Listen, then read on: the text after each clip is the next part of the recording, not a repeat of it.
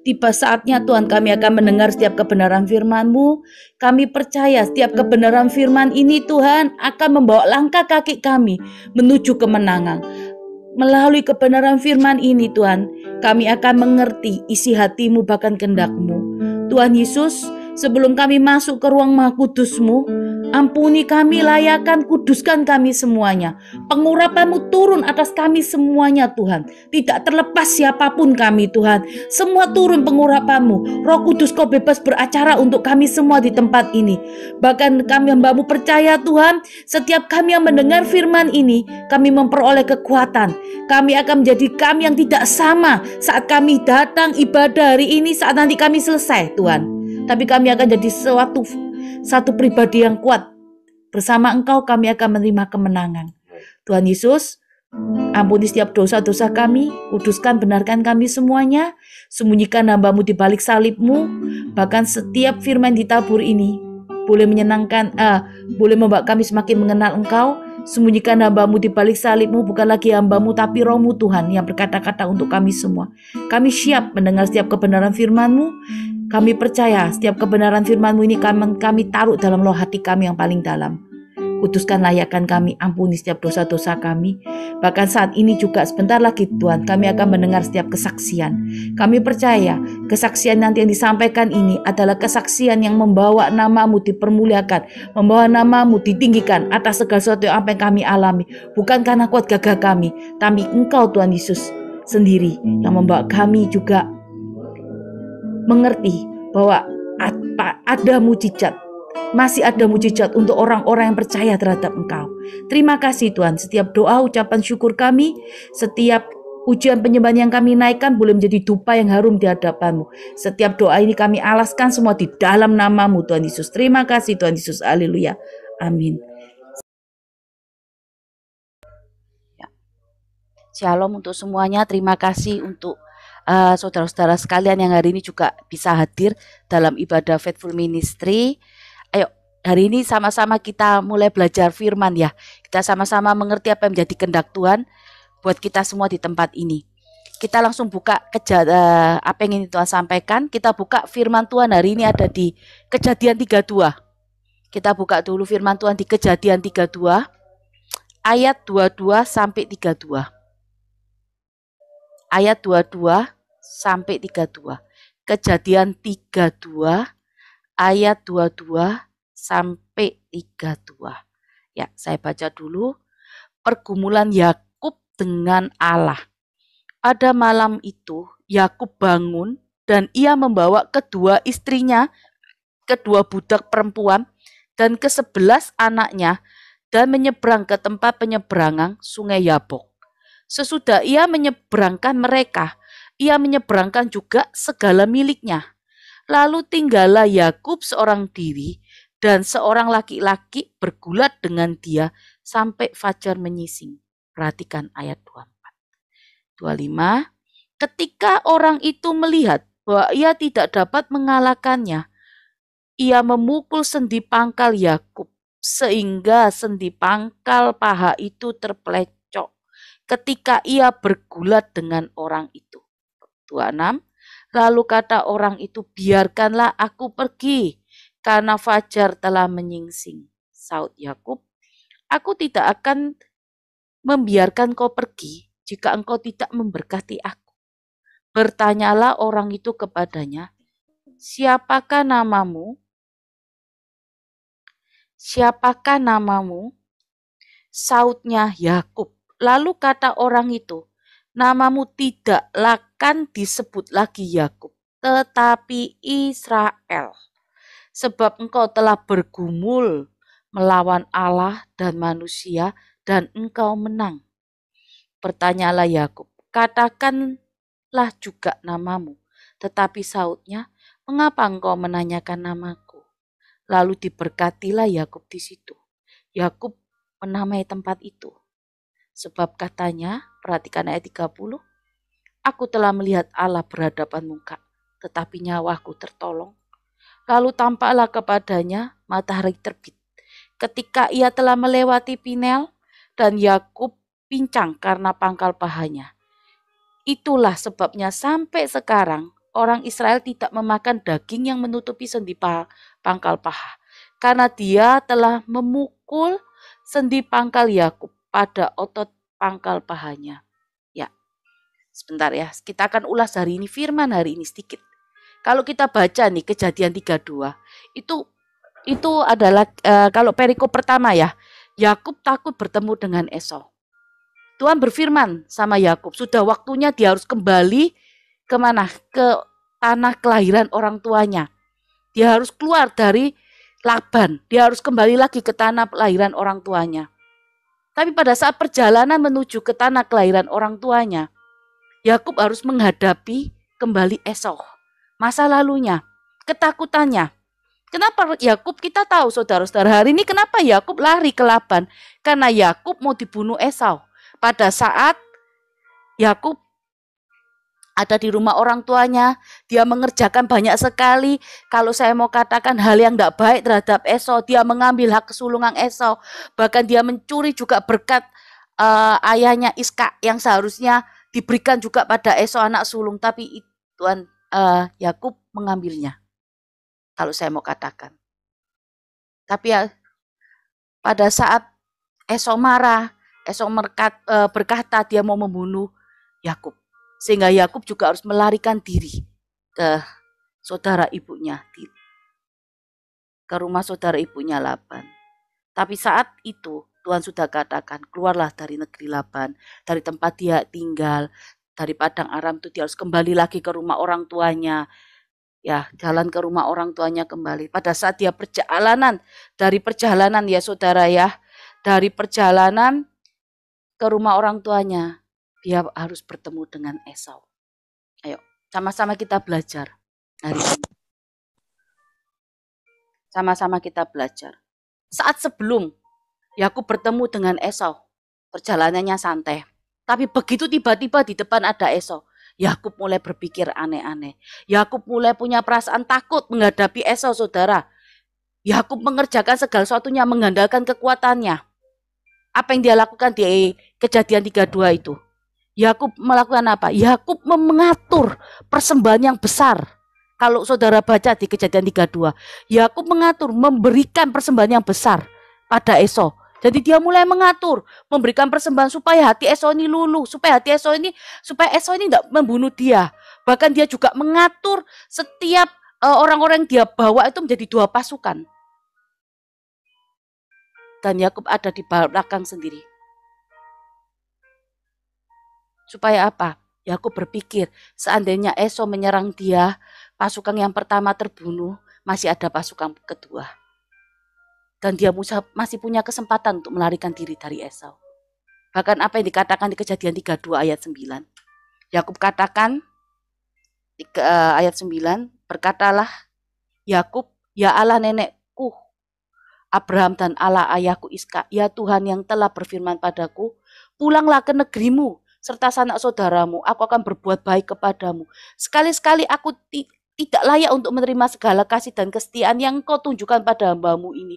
Sebab aku membawa tongkatku pada waktu aku menyeberang sungai Yordan. Tetapi sekarang telah menjadi 2 pasukan. Dia takut, dia berteriak sama Tuhan. Lepaskan kiranya ayat 11. Aku dari tangan kakakku, dari tangan Esau, sebab aku takut kepadanya. Jangan-jangan ia datang membunuh aku, juga ibu anak-anakku. Bukankah engkau ayat 12 yang telah berfirman, tentu aku akan berbuat baik kepadamu dan menjadikan keturunanmu sebagai pasir di laut, yang karena banyaknya tidak dapat dihitung. Saudara, di saat ketakutan itu, Yakub berbicara sama Tuhan. Yakub masih mengatakan dia mengingat setiap janji Tuhan. Tapi dia juga punya ketakutan, saudara. Sehingga apa yang terjadi? Pada saat dia punya ketakutan yang luar biasa, Yakub gak bisa menguasai dirinya. Yakub mengandalkan apa yang ada padanya. Mengandalkan dia mengatur segala persembahan yang besar untuk Esau. Dia mengatur orang-orang yang ada di depannya, mengatur pasukan-pasukan menjadi 2 pasukan. Dia mengandalkan apa yang ada padanya. Tapi apa yang terjadi di ayat 22? Dengan perikop pergumulan Yakub dengan Allah. Ini hari ini yang kita bahas. Pada hari itu Yakub menyeberang bangun, dan ia membawa kedua istrinya, kedua budak perempuan dan ke-11 anaknya menyeberang ke tempat penyeberangan sungai Yabok. Terus dia tinggal sendiri di situ. Ternaknya ikut semua menyeberang, hanya dia tinggal sendiri di situ. Dia tinggal sendiri di situ.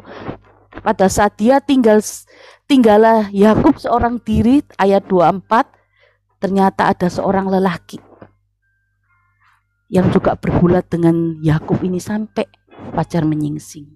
Kalau saya mau katakan, siapa ya seorang laki ini yang bergulat dengan Yakub sehingga fajar menyingsing? Kalau saudara membaca dari judulnya Allah, berarti kalau saya mau katakan Tuhan yang menyatakan diri terhadap Yakub melalui apa? Melalui wujud seorang laki-laki. Kenapa kok sampai Tuhan ini menyatakan diri kepada Yakub? Akhirnya Tuhan turun tangan menemui Yakub. Kenapa? Tuhan ingin menggenapi janjinya terhadap Yakub. Tuhan tidak mau Yakub punya ketakutan. Karena hal apa yang terjadi perjumpaan Yakub kepada perjumpaan Yakub untuk bertemu dengan Esau, itu juga Tuhan pegang kendali saudara hari ini.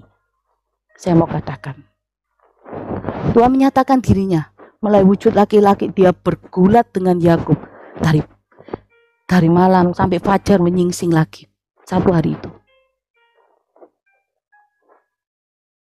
Sebegitu rindunya Tuhan ingin memberkati kita hari ini, saudara. Ini yang saya mau katakan. Sehingga Tuhan harus menyatakan diri melalui wujud laki-laki, menemui Yakub sendiri. Hari ini juga saya mau katakan, Tuhan juga mau katakan buat kita, hari ini setiap firman yang Tuhan berikan buat kita, Tuhan mau kita masuk pada perkenanannya, pada janji-janjinya. Karena apa? Karena ketakutan tidak membawa kita melihat kemenangan. Karena ketakutan tidak melihat kita, akhirnya apa? Melihat segala janji Tuhan yang bisa terjadi atas kehidupan kita hari ini. Saudara, kegagalan, kalau hari ini saya mau katakan, segala sesuatu yang menggagalkan rencana Tuhan itu bukan Tuhan yang menggagalkan, tapi kita sendiri yang menggagalkan. Melalui apa? Ketakutan kita. Mungkin saat itu Yakub terlintas pikirannya untuk sendirian aja Mungkin dia mau menenangkan diri. Bagaimana dengan Esau? Apa yang harus dia kerjakan lagi? Dia mau mengandalkan kekuatannya.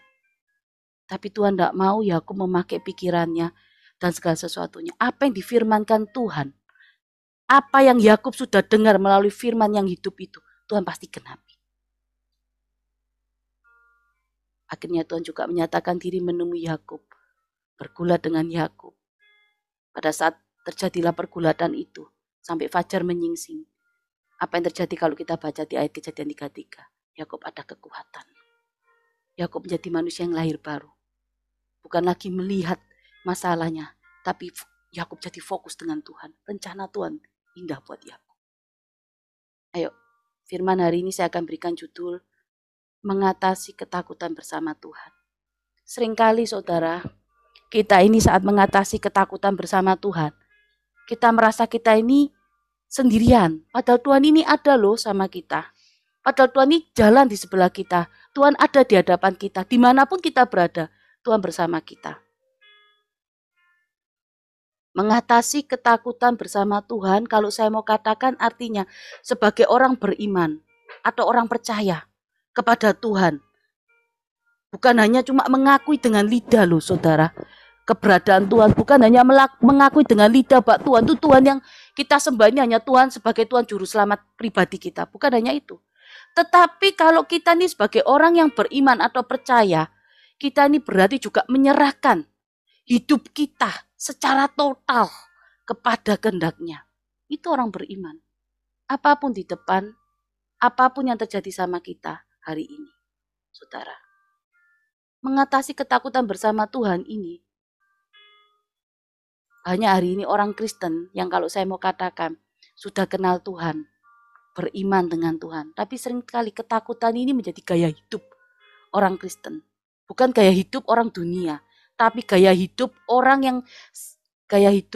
Kristen hari ini. Padahal Kalau saya mau katakan, kalau kita orang beriman dan percaya, bukan berarti tadi loh saudara, cuma mengaku Pak Tuhan sebagai Tuhan dan Juru Selamat. Bukan hanya itu, tapi kita harus menyerahkan kehidupan kita secara total kepada kehendak-Nya. Jadi kalau segala sesuatu yang terjadi di dunia ini, apa yang di hadapan kita ini, kalau saya katakan itu, semua itu Tuhan pegang kendali. Apakah saya punya ketakutan? Punya. Saya punya kekhawatiran? Punya. Namanya manusia itu gak lepas saudara. Dari namanya ketakutan, dari namanya kekhawatiran. Tapi saya mau katakan, Tuhan yang kita sembah ini, Tuhan yang punya rencana buat kita semua anak-anaknya. Gak ada segala suatu masalah hari ini yang tidak diselesaikan sama Tuhan buat kita. Kenapa setiap proses di dalam kehidupan kita ini baik buat kehidupan kita? Karena itu akan membawa karakter kita serupa segambar dengan Tuhan. Supaya saat kita menerima janji Tuhan, kita tidak lagi jatuh. Iman kita nggak lagi naik turun, tapi kita tetap posisi di atas terus.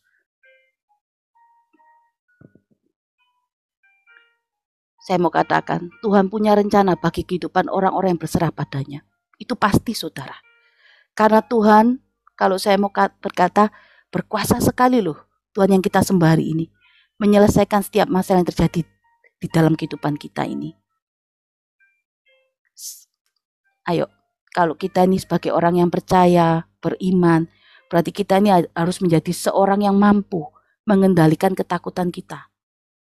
Sudah tidak perlu lagi mengingat-ingat segala sesuatu yang tidak baik, masa lalu yang tidak baik.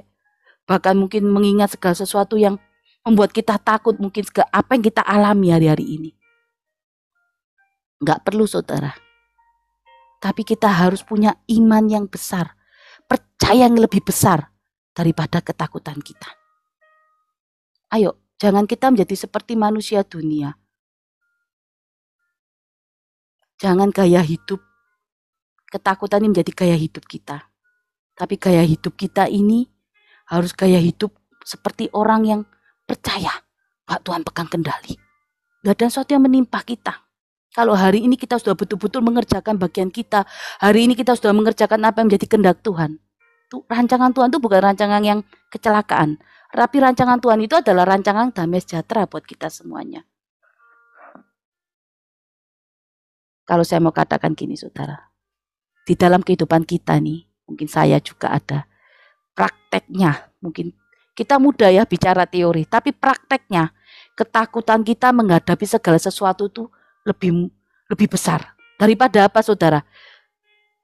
Daripada takut akan Tuhannya. Karena kenapa kok takut akan Tuhan ini lebih kecil daripada ketakutan kita sama dunia, keadaan itu lebih besar. Karena apa? Karena kita lebih sering kompromi dengan dunia. Jadi roh takut akan Tuhan kita ini kecil. Persentasinya kecil dalam kehidupan kita. Tapi kalau ketakutan akan keadaan kita, persentasinya pasti besar. Ayo, kita tidak boleh jadi seperti orang dunia. Jangan roh takut akan Tuhannya ini lebih kecil, saudara. Tapi hari ini kalau saudara punya roh takut akan Tuhan, saudara mengerjakan apa menjadi kehendak Tuhan, saudara mengerjakan firman-Nya, mengalami keintiman, hari ini saudara akan melihat kemenangan demi kemenangan.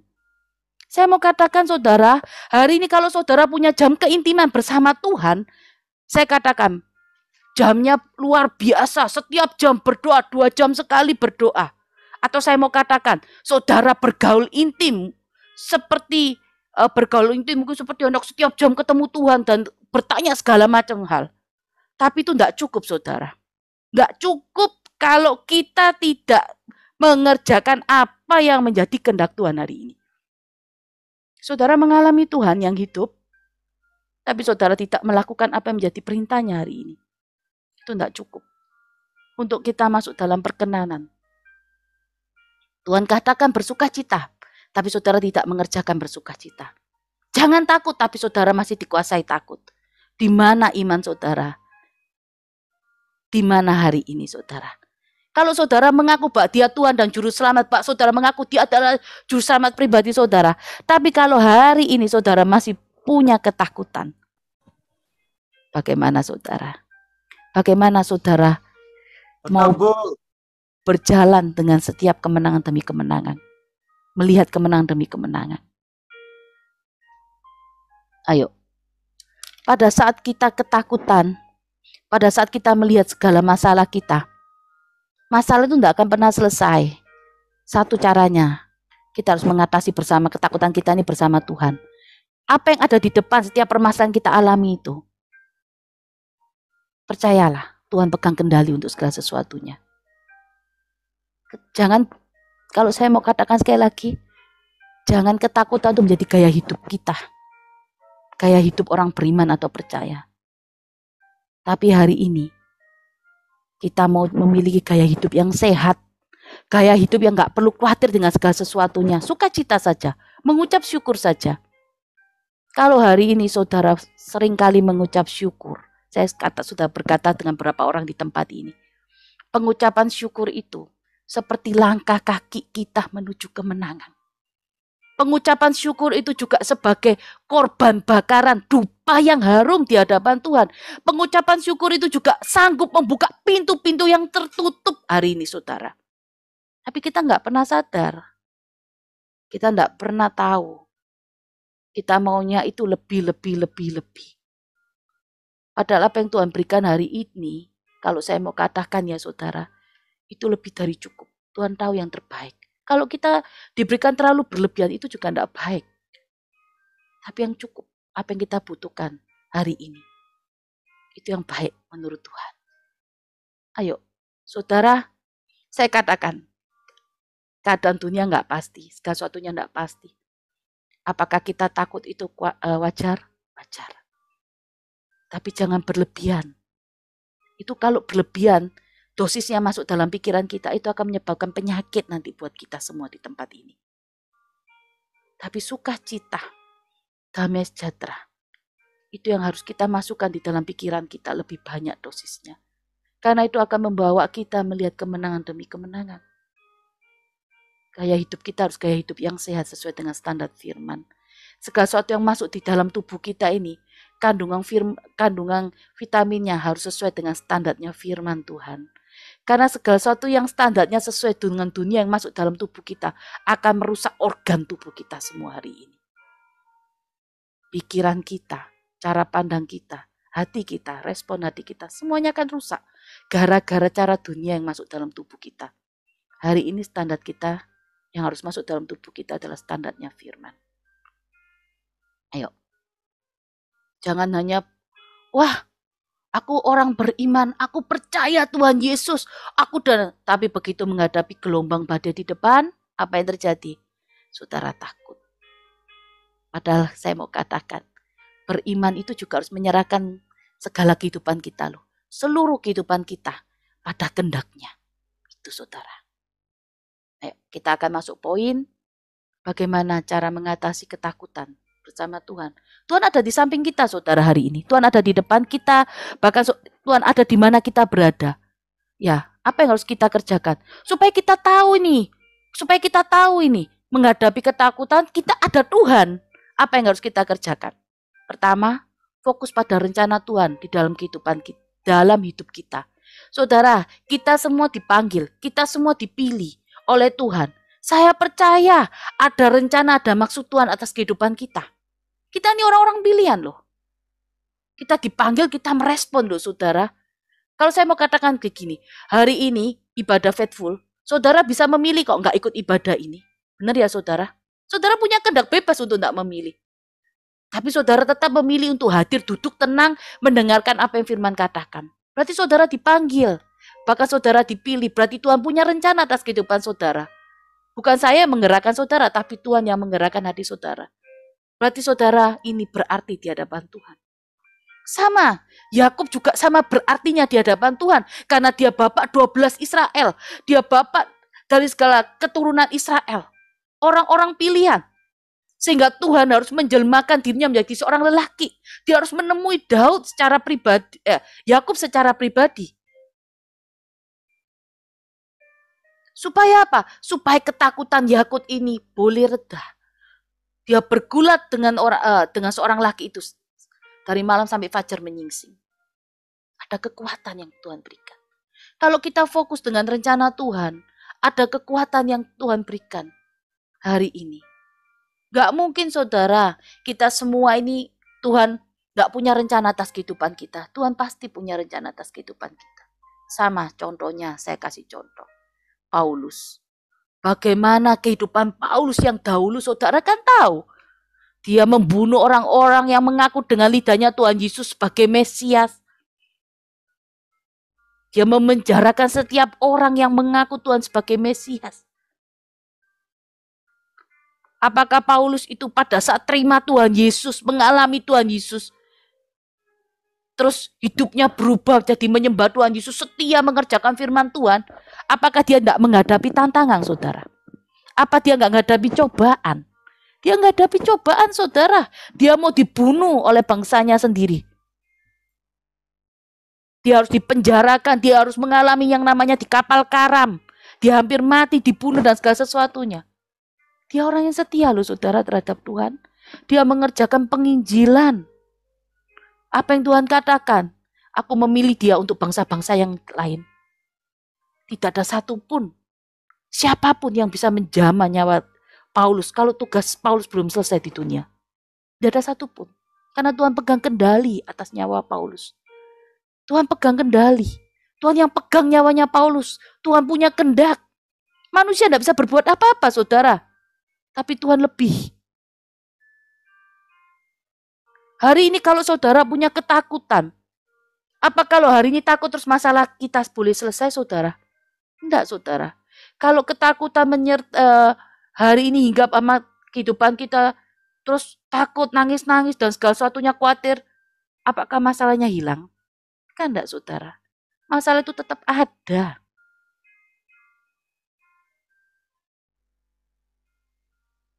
Lihat Yakub. Dia takut. Sama takut. Padahal kalau saudara baca ayat 33, Kejadian 33, bagaimana esok berlari memeluk Yakub, mencium Yakub. Padahal nggak ada sesuatu yang membahayakan nyawanya loh, saudara. Nggak ada sesuatu yang membahayakan nyawanya. Tuhan pegang kendali. Tuhan punya rencana besar atas kehidupan Yakub. Apalagi kita hari ini. Sampai begitu sayangnya Tuhan sama Yakub, Tuhan menjumpai Yakub. Kadangkala apa yang menggagalkan rencana Tuhan atas kehidupan kita? Ketakutan kita. Kekhawatiran kita. Gaya hidup yang tidak sehat yang dunia tularkan dalam kehidupan kita hari ini. Ini yang kita sering pilih, saudara. Kita lebih sering milih dunia dibandingkan Tuhan Yesus. Kita tidak mau menikmati setiap proses di dalam kehidupan kita. Kita minta semuanya instan. Hari ini semua tidak ada yang instan, saudara. Kalau saya mau katakan sama saudara, tidak ada yang instan. Semua harus melalui proses. Karena dengan proses ini, kita akan melihat bagaimana iman kita dimurnikan. Bagaimana semua ini dimurnikan, kita kayak dimurnikan seperti mutiara yang digosok terus semakin mengkilap, atau berlian digosok terus semakin mengkilap. Karena setiap proses itu akan memurnikan iman kita. Membuat iman kita ini akhirnya kuat di tengah badai. Apapun kehidupan kita, apapun yang kita hadapi. Fokus kita harus sama rencana Tuhan hari ini. Saudara, ikut Tuhan Yesus hari ini gak enak. Gak ada yang ikut Tuhan Yesus enak, saudara. Mana ada ikut Tuhan Yesus kebal miskin, kebal penyakit, dan kebal segala macam dunia janjikan. Tidak ada. Ada orang-orang yang ikut Tuhan Yesus juga menerima satu penyakit. Ada orang yang ikut Tuhan Yesus juga harus mengalami yang namanya kebangkrutan. Walaupun ada mungkin hari ini juga, kalau saya mau katakan, orang yang terima Tuhan Yesus juga tidak mengalami kesembuhan. Tetap dengan posisi sakit.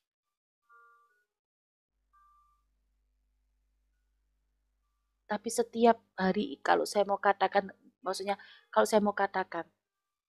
kalau hari ini saudara mau terima Tuhan Yesus, sudah percaya sepenuhnya dengan Tuhan Yesus, percayalah bahwa rancangannya itu rancangan damai sejahtera, bukan rancangan kecelakaan. Kita akan melihat kemenangan demi kemenangan. Ayo saudara, jangan sampai hari ini adalah tahun perkenanan, tapi kita nggak terima perkenanan Tuhan. Jangan sampai ini tahun perkenanan, tapi kita tidak melihat janji-janjinya. Kita harus masuk dalam tahun perkenanan. Kalau saudara ikut di awal tahun ini ibadah faithful, saudara lihat mungkin di YouTube. Awal itu motivasi yang benar, kemarin beriman, suatu yang baru datang. Berurut ini firman ini sebetulnya saudara kalau saudara lihat. Berurut sekali firman ini. Sebetulnya saya katakan tadi pagi sama suami saya. Sebetulnya firman yang seperti ini berurut ini sepertinya, bukan sepertinya, pastinya seorang gembala yang sedang mukuli dombanya untuk masuk barisan. Tidak boleh keluar. Karena saya katakan, pribadi lepas pribadi akan digiring Tuhan Yesus untuk masuk dalam perkenanannya. Karena Tuhan rindu memberkatinya. Kalau hari ini saudara sudah menerima suatu yang baru, sudah beriman benar, tapi saudara masih punya ketakutan, semuanya kan sia-sia hari ini saudara. Sama hari ini saya juga ingin fokus dengan rencana Tuhan. Saya ingin fokus dengan segala sesuatunya. Saya tidak mau fokus dengan setiap keadaan saya. Walaupun mungkin hari-hari ini keadaan mungkin ada yang wah merasa gimana atau apa, berapa bulan lagi gimana. Saya juga punya pergumulan saudara. Saya juga punya pergumulan yang saya nggak bisa katakan di sini. Saya juga punya pergumulan. Tapi saya percaya saya hanya mau fokus dengan rencana Tuhan. Dan saya akan percaya tiba-tiba apa yang menjadi pergumulan saya selesai. Ayo, kalau saya mau katakan, lihat, kita harus memiliki mata seperti mata Tuhan. Jadi kalau setiap melihat permasalahan yang ada di depan kita ini, jangan cepat-cepat menghakimi permasalahan itu. Wah, masalahnya pasti besar. Wah, masalahnya seperti ini dan ini. Jangan saudara. Percaya bahwa Tuhan pegang kendali. Bahwa saudara akan keluar lebih dari pemenang bersama saya juga hari ini. Tuhan cuma katakan di awal tahun ini, jangan miliki ketakutan. Mengatasi ketakutan bersama Tuhan. Tuhan sudah ada loh sama saudara. Di tempat saudara hari ini ibadah, sebelah saudara, Roh Kudus juga bekerja menguraikan firman yang hari ini saya sampaikan buat kita semua di tempat ini. Kita buka dulu saudara. Lukas 9 ayat 62.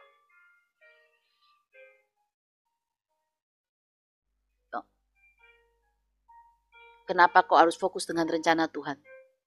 Kita buka.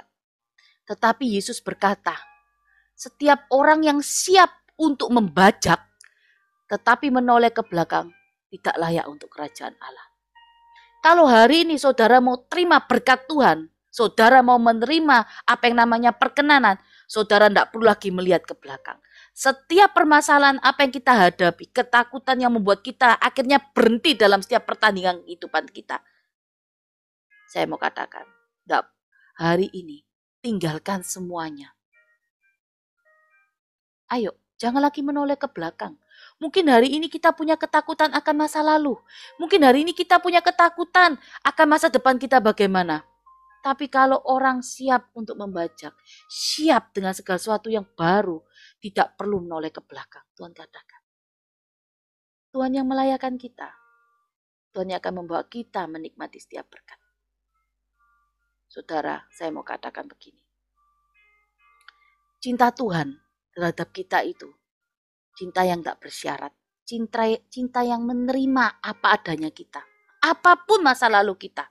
Apapun yang tindakan yang kita lakukan yang mungkin hari ini membuat Tuhan ini kita enggak layak di hadapan Tuhan. Kalau saya mau kasih contoh mungkin seperti Petrus.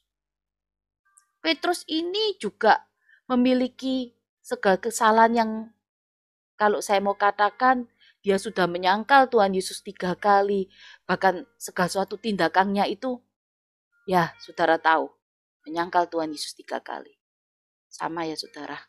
Menyangkal Tuhan loh itu. Itu kalau saya mau katakan suatu yang yang kesalahan yang fatal. Apalagi Petrus ini murid yang menyaksikan Tuhan mengerjakan mujizat. Dia berjalan bersama Tuhan sehari-harinya. Bahkan Petrus juga Tuhan yang pilih. Tapi lihat cinta Tuhan Yesus terhadap Petrus. Cinta yang menerima apa adanya.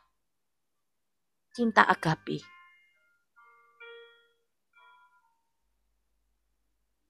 Saudara, Tuhan tidak perlu masa lalu kita.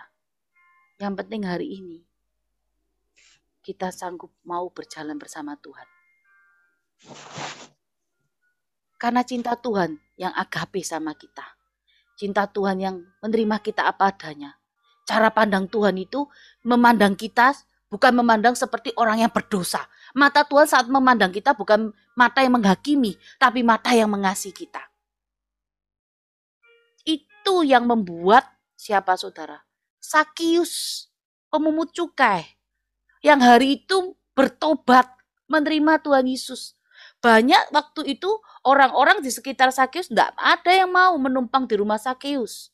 Wong dia pemungut cukai, suka meras orang berdosa, apalagi orang-orang Farisi. Kalau sudah ada yang namanya orang berdosa, mereka jauhi. Tapi apa yang dikatakan Tuhan Yesus? Sakius, hari ini aku menumpang di rumahmu. Tuhan memandang Sakius.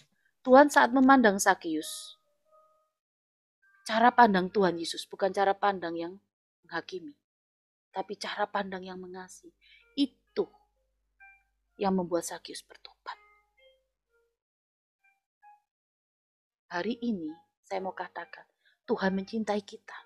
Mencintai kita, menerima kita apa adanya. Tidak perlu melihat masa lalu kita. Tidak perlu ada ketakutan akan masa lalu kita. Hari terus berjalan ke depan. Karena kita sudah siap membajak apa yang Tuhan mau katakan. Tuhan memberikan lahan yang baru untuk kita membajak. Untuk kita boleh menabur, boleh menanam, bahkan menikmati hasilnya. Kalau hari ini kita masih melihat mungkin ketakutan di masa lalu, ketakutan masa depan, kita tidak layak untuk ikut kerajaan Allah, kerajaan surga. Karena Tuhan tidak pernah datang memberikan ketakutan, saudara. Tuhan datang itu memberikan damai sejahtera. Ketakutan itu hanya diberikan oleh iblis, diberikan oleh dunia. Hari ini, saya mau katakan, ketakutan adalah momok ya, setan yang paling besar di dalam kehidupan kekristenan kita.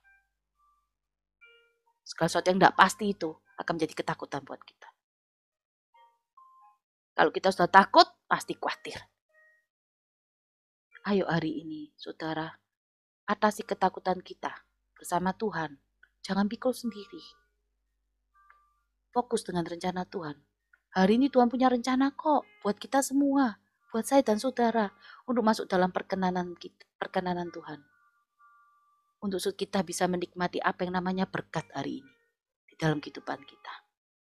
Ayo, kita buka lagi poin kedua, ini poin yang terakhir saudara. Taat dan setia melakukan firman Tuhan. Taat dan setia melakukan firman Tuhan. Kita buka dulu di Matius 7 ayat 24 sampai 25. Ini kurang 24-nya. Matius 7 ayat 24 sampai 25. Setiap orang yang mendengar perkataanku dan melakukan perkataanku ini dan melakukannya, ia sama dengan orang yang bijak yang mendirikan rumah di atas batu. 25, kemudian turunlah hujan, datanglah banjir, lalu angin melanda rumah itu, tetapi rumah itu tidak rubuh sebab didirikan di atas batu. Saudara, kalau saudara seperti tadi saya katakan, kalau saudara bergaul intim, saudara mendengarkan suara Tuhan melalui firman, tapi kalau saudara tidak taat, saudara tidak setia mengerjakan firman Tuhan, bagaimana saudara mau terima kemenangan? Tadi yang Tuhan firman sudah katakan, orang yang mendengar perkataanku seperti membangun rumah di atas batu. Tuhan itu kalau bicara sesuatu melalui firman-Nya, berarti ada sesuatu di depan. Lah Tuhan sudah kasih tahu, kerjakan ini anakku, supaya apa? Engkau terlewat dengan segala sesuatunya. Apa yang terjadi di depan, kau pasti terlewatkan. Engkau pasti selamat. Engkau pasti sampai pada ujungnya dengan selamat. Tapi seringkali, belum mengerjakan, sudah bilang, takut Tuhan. Kalau saya mau katakan, firman Tuhan tidak pernah salah. Firman Tuhan itu selalu benar. Tapi ketakutan kita, kekhawatiran kita lebih besar. Karena itu adalah gaya hidup dunia. Gaya hidup dunia yang hari ini menular pada kehidupan kekristenan kita. Kalau kita beriman dan percaya sama Tuhan hari ini, saudara, hidup kita ini kita serahkan sama Tuhan. Penyerahan total di dalam kehendak-Nya. Penyerahan total di dalam kehendak-Nya berarti apa? Saudara percaya Tuhan pegang kendali. Padahal Tuhan katakan, mungkin hari ini ada Tuhan katakan, ayo kerjakan, ayo menaburlah, ayo kerjakan. Tapi takut dengan segala sesuatu yang Tuhan suruh kerjakan. Padahal Tuhan sudah bicara di hatinya. Tuhan sudah bicara melalui firman, tapi takut. Padahal Tuhan katakan, orang yang mengumpulkan berlebihan, apa saudara? Bahkan yang kekurang pun, berlebihan enggak mungkin kekurangan, saudara. Berlebihan itu loh. Sesuatu yang berlebihan di firman Tuhan. Orang yang mengumpulkan sedikit juga enggak kekurangan kok. Orang yang mengumpulkan banyak juga enggak berlebihan. Jadi tidak ada kekurangan, saudara. Kalau Tuhan yang suruh, Tuhan yang tanggung jawab hari ini. Tapi seringkali belum mengerjakan, kita sudah takut dengan keadaan. Kalau hari ini kita takut, kita khawatir, kita nggak akan bisa masuk dalam tahun perkenanan. Tapi kalau saya mau katakan, perkenanan adalah pintu, ada akses kita melihat mujizat-mujizat Tuhan dinyatakan dalam kehidupan kita. Tapi kalau saudara hari ini takut saudara lebih besar, bukan roh takut saudara loh, bukan roh takut kita loh, tapi ketakutan kita yang lebih besar, kita nggak akan bisa masuk apa yang namanya perkenanan. Tapi kalau hari ini roh takut kita yang lebih besar, itu akan membawa kita masuk dalam perkenanan Tuhan. Akan membuka setiap pintu-pintu mujizat.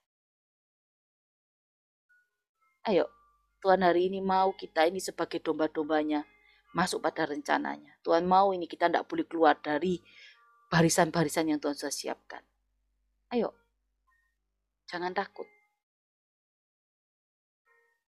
Kita harus bisa berjalan hari ini, melangkah tanpa melihat masa lalu, tanpa melihat masa depan yang bagaimana. Beberapa hari ini saya kalau mau katakan, saya mendengar banyak nih ya, beberapa orang, bukan banyak ya, berapa orang yang kesaksian, ada yang sudah mulai masuk dalam perkenanan Tuhan, ada yang banyak doa-doanya sudah mulai dijawab Tuhan. Walaupun mereka tidak kesaksian saudara di PD Faithful ini, tapi mereka ada telepon, ada WA sama saya. Saya bersyukur sekali.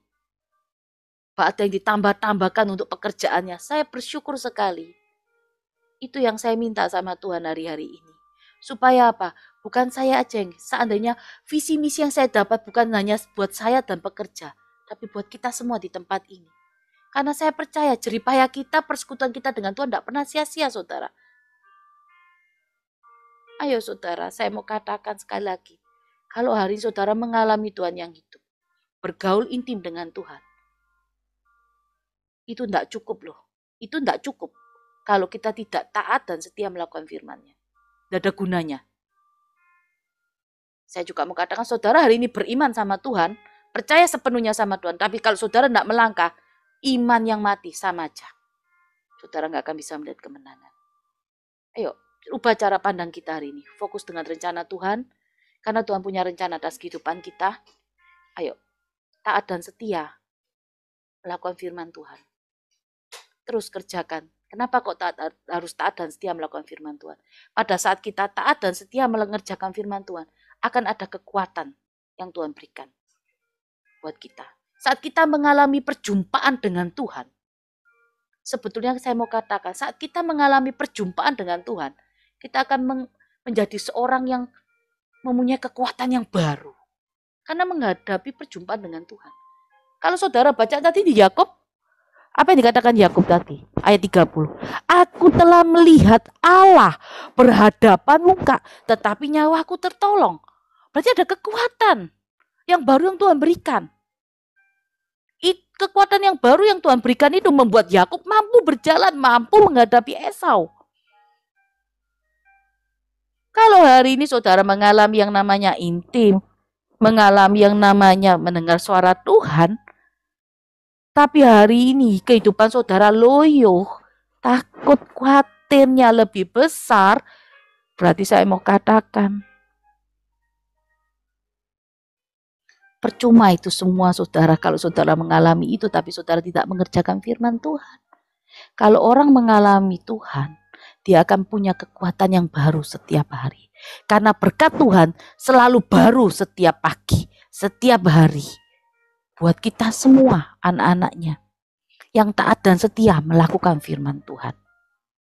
Ayo saudara, jangan jadi seorang yang yang bebal, tegar tengkuk, mengalami Tuhan, tapi tidak mengerjakan firman-Nya. Ayo, jangan merasa diri kita seperti ini, saudara juga. Tiba-tiba Tuhan ingatkan sama saya, wah, aku punya jam terbang pelayanan, aku pelayanan kanan kiri, gereja A, gereja B, setiap jam ada. Supaya Tuhan tolong aku, masalahku selesai. Aku mengerjakan, melayani dan segala sesuatunya. Tapi saya mau katakan buat saudara hari ini, pengenalan akan Tuhan itu yang paling penting hari ini. Bergaul karib dengan Tuhan, itu yang paling penting. Awalnya seperti itu. Supaya apa? Supaya kita mengenal Tuhan. Dari hari semakin hari mengenal Tuhan. Akan membawa kita mengerti apa menjadi kehendak-Nya. Banyak hari ini orang yang punya jam pelayanan terbang yang tinggi. Saya sering bertemu dengan orang-orang yang punya jam terbang pelayanannya tinggi sekali. Tapi pengenalan akan Tuhannya tidak ada, saudara. Tidak ada sama sekali. Nah, kalau hari ini orang sayang sekali ya kalau saya mau katakan. Punya jam terbang pelayanan tinggi. Tapi kalau hari ini setiap permasalahannya belum selesai, itu sayang sekali. Padahal hanya perlu apa sih saudara? Pengenalan Tuhan, duduk manis, baca firman, kerjakan apa yang Tuhan mau. Pelayanan banyak, belum tentu menjamin seorang itu boleh mengenal Tuhan secara pribadi. Punya jam doa banyak, belum tentu juga mengenal Tuhan secara pribadi. Saya juga mengalami melayani seseorang, dia punya jam doa yang luar biasa saudara. Setiap berapa jam berdoa sama Tuhan. Baca firman, baca saudara. Tapi nggak ngerti sama sekali Tuhan bicaranya di ayat mana. Nggak ngerti sama sekali. Jadi cuma kayak otoritas, kayak seperti cuma ya rutinitas bacanya. Tapi nggak mengalami Tuhan yang gitu. Hari ini orang Kristen harus mengalami Tuhan yang gitu. Supaya apa? Kalau saudara mengalami Tuhan yang gitu, terus mengerjakan firman-Nya, saudara bersama saya akan menerima kemenangan. Jangan berpikir saudara, hari ini aku sudah pelayanan, aku sudah kanan kiri mengerjakan apa yang Tuhan mau. Belum tentu pelayanan kita menjadi dupa yang harum di hadapan Tuhan. Mana tahu pelayanan kita ini cuma pelarian kita dari masalah, kekosongan hati kita hari ini. Kita nggak tahu saudara, Tuhan yang tahu sama kita. Mungkin Tuhan yang tahu sama saya sendiri yang tahu isi hati saya sama Tuhan. Adakah orang yang seperti itu dalam pelayanan? Ada. Berapa waktu yang lalu saya melayani banyak sekali orang-orang pelayanan yang aser, pendoa. Ada juga yang datang sama saya. Bukan dari gereja yang kecil-kecil, saudara. Dari gereja yang besar-besar di Surabaya. Rumah tangga yang belum dipulihkan. Seorang pelayanan tapi dia masih juga ada kompromi dengan dunia. Dia pegang apa yang namanya juga kelenteng, berhala. Ada semua itu saudara. Hari ini saya cuma mau ajak saudara. Kalahkan ketakutan saudara dengan fokus dengan rencana Tuhan. Taat, setia, melakukan firman. Hanya itu kekuatan kita hari ini saudara. Tidak ada jalan instan. Hanya itu kekuatan kita. Kalau hari ini ada sesuatu yang hari ini membuat saudara takut, bangkit hadapi. Walaupun itu bagi kita, bagi saya mungkin itu sebuah tembok yang besar. Yang tidak mungkin saya bisa hancurkan saudara. Tapi ingatlah, kita cukup mengerjakan bagian kita, bangkit dan hadapi. Kita tidak tahu tiba-tiba tembok itu hancur. Sama seperti tembok Yeriko. Saudara tahu kan? Saudara pernah baca tembok Yeriko? 7 kali dikelilingi. Hari terakhir baru berteriak. Tembok Yeriko itu ibaratnya melambangkan apa? Tembok jasmani. Ya, permasalahan jasmani yang kelihatan sama kasat mata kita hari ini.